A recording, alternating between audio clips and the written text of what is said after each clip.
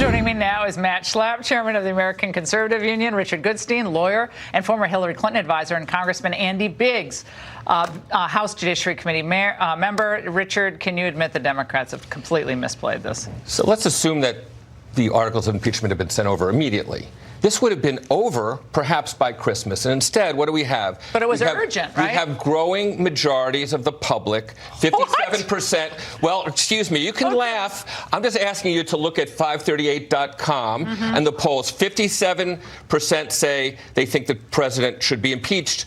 52% now say impeached and removed. 57% say witnesses. 70% got the entire 2016 election wrong. Well, as did Rasmussen last year by a whopping 10 points. So, I mean, you can make fun, but I think there's no dispute that ever since impeachment, you say it's going well. Support for impeachment and removal has gone up. The support for bringing witnesses has gone up. Okay. And you can laugh, but now every senator is going to have to vote, and we'll see what they think. Okay, so Richard, who, by the way, every time he comes on the show, I just want to say, you write a lot of notes. You are a good lawyer. Manage. He is a good lawyer. Like, he writes better notes than anyone.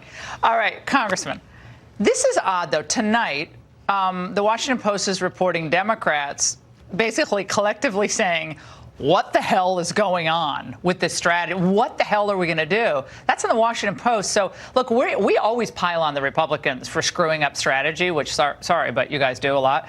But this is just like, which way are we going here? Yeah, I mean, we heard repeatedly from Democrats on Democrats and Republicans in the Senate today talking about, hey, we need these. We need to get going here. You've got members of the House who, like Adam Smith, said, we got to get it over there. And then you're right, Nancy Pelosi must have got to him or Steny or somebody. And they say, oh, we can't go there. And that's their problem. They have misplayed this. It isn't that people want the president impeached. It's that most in the middle don't even care anymore. This is an odd situation, though, for, I think, the 2020 Democrats, Matt, because they're not quite sure what to do here, because I don't think the polls are getting better for impeachment. I think people are like, okay, wait a second, economy's doing really well, seem to have taken out a bad guy. Maybe we don't like everything Trump does, but they're pretty darn good. It's not going to get much better. The economy's not going to get much better than it is right now. I think it seems like it's ancient history for something that was so urgent. Yeah, I think the problem with what Richard's saying is he's mixing up a lot of things in those polls.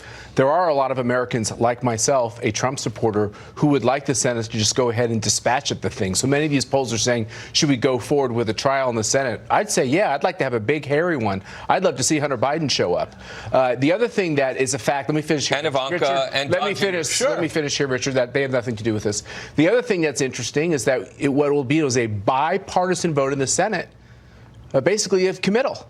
And we had a Republican and we had Democrats voting with Republicans to not impeach the president.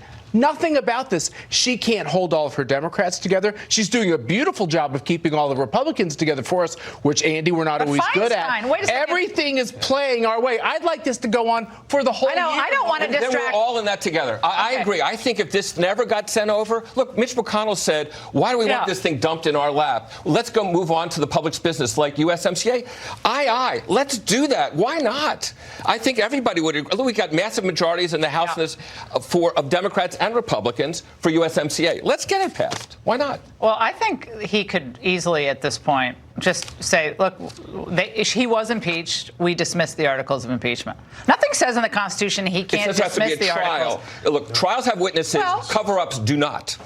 So the cover-up was in the House. The House was the cover-up. Well, she's asking the Senate to call witnesses that they didn't even call in the House. It was muzzling everybody who would actually ever talk with the president. That was the cover-up. Yes. No. Well, I have a question. If we're talking about a cover-up, why won't we release the transcript of the whistleblower? You don't have to release his name. If the whistleblower fell off the face of the earth and his transcript disappeared, it has zero bearing on what the charges were all about. Then why not release like Hillary's emails. It's a total misdirection. Oh, no, I still want to see those emails. I haven't gotten over those at all. What do you mean? All right, on a separate topic, I just have to play this. This is from MSNBC, and it's about the Iran deal and Soleimani's killing. Okay, he compared Soleimani to a rock star, an iconic British royal, and I don't know what else. Watch. When some people die, you don't know what the impact's going to be. When Princess Diana died, for example, there was a huge emotional outpouring. These kinds of Elvis Presley in our culture. It turns out that this general we killed was a beloved hero of the Iranian people.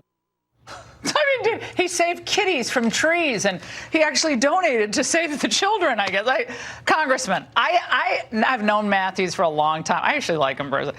What is going on here? This is the cuckoo land for the Democrats.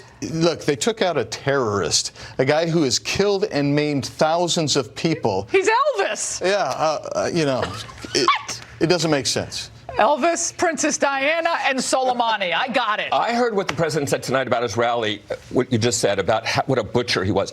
The exact same thing could have been said about Saddam Hussein. And do we think that was a great idea, looking back on it, no, we should, or not? I agree. I think we should have taken him out when he traveled to Kuwait. Well, all I'm just saying is if we think that war was a smart war, then you take that to the voters next year. I think that's a losing proposition. Let me jump in here real fast. This is the problem for the Democratic candidates who are running for president.